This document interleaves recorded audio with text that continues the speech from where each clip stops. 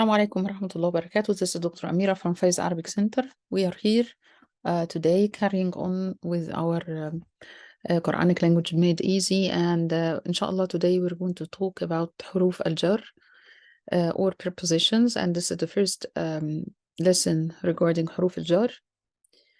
So as we have said earlier in the book, the types of Arabic words are either particles or nouns or verbs, and here we're talking about particles or types of particles, which is حروف الجر, as we have said. حروف الجر usually comes before nouns, and sometimes they would affect the noun or the pronoun that comes after. So pronouns is basically a type of noun. So they appear, حروف الجر, they would all the time appear before a noun or a pronoun. And we can put it another way or say it in a different way by simply saying or stating that حروف الجر or preposition, this kind of preposition, are not going to appear before verbs. And actually, they are one of the signs of nouns. So when we have a preposition, حرف جر, in front of us, we would know definitely that the following word is going to be a noun. طيب, if we say, let us say Bismillah ar-Rahman ar-Rahim, and let us start have a look at this page of the book. And so following are some prepositions found in the Quran. We have ila, which means to or towards. We have bi, which means in or with. We have ala, on or upon. And we have fi, which means in. So the above words are always followed by a noun or pronoun, as we have said earlier. They have their own meaning, and they have an effect on the following noun or pronoun. Type. They have their own meaning. Please remember that if I have ila on its own, we wouldn't have a real meaning here being expressed. And this is common among all the prepositions for us to understand what, or for us to form a meaning out of those preposition, they need to exist. Those prepositions, they need to exist in a sentence, or if we're talking about the Quran, in an ayah. Having those words among in the middle of other words, this will add to the meaning, but on their own you wouldn't find that they are not referring to a specific thing. So if you say qalam, for example, you know that this word is referring to a pen, but ila is not, or bi or fi or ala, any of those prepositions, they will not refer to a specific thing unless they are a part of a sentence or a part of an ayah. Second thing here that third here is a point here that we need to have a look at, is that their effect on the noun is that they will convert the dhamma on the last letter into a kasra. So why dhamma? The default case of any word that it would end with a dhamma, which means it's a nominative case ending that is marfu'a. And we're going to talk later on in detail about the different types of case ending. Don't worry about that. But just for you to know that the dhamma appearing at the end of the word, it means that this word is in what we call a nominative case ending, marfu'a, halat rafa. So this default case ending would definitely be changed into a kasra instead if the word comes after a preposition. And this case in which the word ends with a kasra, we call it genitive case ending, that is majrur. You can start getting used to those names because we're going to talk about them later on, inshallah, in detail. So again, simply the word that might have dhamma originally, if it comes after a preposition, this dhamma will change into a kasra. Let's have a look at some of the examples here. So we have fi as a preposition. We have Allah ending with a dhamma. That is the default case ending. But for this word to come after fi as a preposition, this dhamma would need to be changed into kasra. So we would say, instead of Allahu, it's going to be fi Allahi. طيب B likewise coming at the beginning or before kitab, and the ba is of course it would not stand on its own, it has to be connected or attached to the beginning of the word. So it's gonna, instead of kitabun, it's gonna be kitabin. So again, the double or tanween dhamma here has turned it into a tanween kasra. Why? Because the word has been preceded by the ba. Ala, same thing. Al-ardu. Now, it is going to be, instead of al-ardu, it's going to be ala al-ardi. Ila, coming before rasulun, it's going to be ila rasulin. So if it is one dhamma, just dhamma, is going to turn into a kasra. If it's a tanween dhamma, it's going again will be turned into tanween kasra. Another thing here we have to look at is what if those prepositions, that is again ila, ala, bi, fi, comes before a pronoun instead of a noun. Now their effect on the pronoun is that they converted the dhamma again on the first letter into a fatha. Okay, be careful with this. We said the first letter, not the last one. So here we were talking about the last one. Allah ending with a dhamma, now it ends with a fatha. Kitabun ends with tanween dhamma, now it ends with tanween fatha. Al-ardu ends with dhamma, now ends with fatha. Here also tanween dhamma, and instead of that tanween kasra. But here we are talking about the first letter, the letter that follows. So B, and the ha, which is attached pronoun referring to third person singular. Masculine, which is who, like kitabuhu, for example, qalamuhu, now is going to be a kasra instead, so I would say bihi. طيب, fi, followed by huma.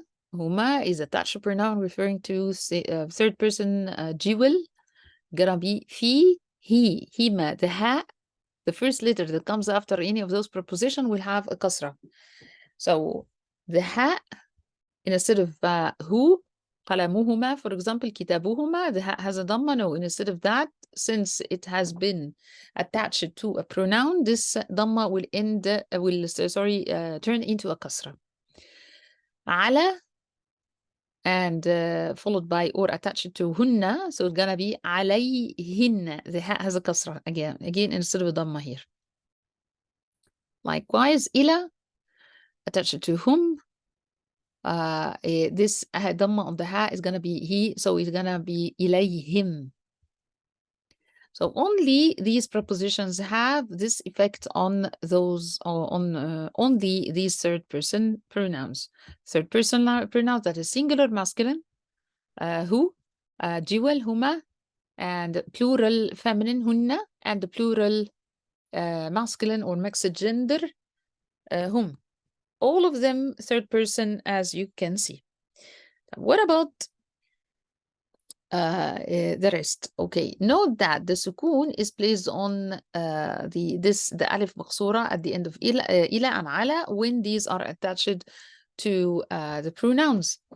So alayhi, ilayka. Coming back to the question that, okay, those pronouns are going to start with the kasra if they come attached after pronoun, after يعني at the end of one of these prepositions, so they will turn, the first letter is going to turn to be having a kasra instead of a dhamma. Okay, what about the rest? As you will see in the example, the situation is not going to be like that, and they will be as normal, yani as their normal pronunciation. But what this point number 5 is saying is that with ala and ila, which they usually end with an alif maqsura, as you can see, this alif maqsura is going to turn when we come to attach them to an attached pronoun. This alif maqsura will be a ya with a sukoon. So alayhi, ilayka. Now let's have a look at those following examples. So these group of examples are prepositions with nouns. So آمنا بالله وباليوم الآخر. Now, as you can see, we have here the ba and the ba, which ends, which made the following noun ends with a kasra and a kasra. بالله باليوم. Okay, so, and of course the translation is provided underneath each ayah. So we believe in Allah and the last day. So in this, that is the meaning of be here.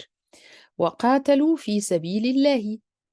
في is the preposition, and it made the following word end with a kasra, and fight in the way of Allah. So في is in. على قلوبي, be, this is the kasra coming at the end of the word that comes, or the noun that comes after على. وعلى سمعي, again this is the kasra. Okay, you're gonna ask me about whom. This is not the end of the word. This is an attached pronoun. So we're talking about the word itself. The word itself, the last letter of the original word would end with a kasra if this word, if this noun comes after a preposition. So this, the meaning of this one is upon their hearts and upon their hearing. So ala, upon, and upon. All right, last one here. إلى شياطيني, نهم. This kasra again because of the word coming after إلى as a preposition. And again, whom is just an attached pronoun. So إلى شياطينهم, to their satans. Now, note the effect of prepositions on nouns. That is, this statement was had to do with those examples that we have explored together. And now let us have a look at the next group of examples in which we have a group of prepositions followed by pronouns. So فلا إثم عليه. على, as you can, as you know, is originally like this. So it ends with alif مقصورة. Alif maqsura means it's the type of alif that it is written like a ya, but with no dots, and it would be pronounced as if we have alif. So ala. So this one is turned into a ya, having a sukoon, as explained in the book earlier, and the attached pronoun that we have here, which is the ha, referring to singular, third person singular masculine, ends with a kasra instead of a dhamma originally that it originally has. So no sin upon him. Upon him, this is عليه, upon him. طيب, يهدي به كثيرا. We have here the ba, that is the preposition, attached to the ha. The ha is the third person attached pronoun, third person singular masculine, ending with a kasra instead of the dhamma that we would usually have here. So we would say bihi, and he guides with it many. So with it, this is bihi. Next one, فلا خوف عليهم. Again, على. The alif maqsura turns into a ya with a sukoon, and so this is ala, this part, and whom as an attached pronoun, third person, referring to plural, masculine or mixed gender, ends with a kasra instead of originally a dhamma. So no fear upon them. عليهم is upon them. Next one, إذ بعث فيهم رسولا. في, that is the normal fi, that is originally written like this, plus hum, that is originally having a dhamma. Now this dhamma has turned it into a kasra. when he raised in them a prophet. In them, this is عليهم, in them. Next one. ثم إليه يرجعون. We have إليه, إلى, and he. إلى, again, just like على that we have seen earlier, ending with the ألف مقصورة, plus the ها with the ضمة, that is third person singular masculine. Now it is written with a kasra because it has been attached to إلى as a preposition. So then towards him, they will return. They will be returned. Towards him, this is إليه. Last one here. لا جناح عليهن في آبائهن. طيب, we have two situations here. We have عليهن, على, and attached to hunna. على, it ends with alif مقصورة. It turns into a ya with a sukun, and the hunna, it turns into hinna. So the ha having now a kasra instead of a dhamma. We have also here fi as a preposition, followed by آبائهن. آبائي, this kasra is because of the existence here of the preposition fi before this noun. So there is no blame on them. عليهن is on them. In the matter of their fathers is في آبائهن. So after studying all those different prepositions, this is the first group of preposition. There will be another episode in which we will be exploring more prepositions. So after having, look at all these, it's gonna be an excellent exercise if you start exploring or trying to search for those specific group of preposition in the Quran, in the ayat, surah, or that you are usually read, that you are familiar with. So start all the time, apply to everything that we say and everything that we explore together to part of the Quran that you are familiar with. And then you can take it further when you're more confident to parts of the Quran that you are still being introduced to. So again, please look for ila, ala, bi, and fi, whether they come before nouns or pronouns. Thank you so much. You're more than welcome to let me know if you have any questions. Thank you. Assalamu alaikum.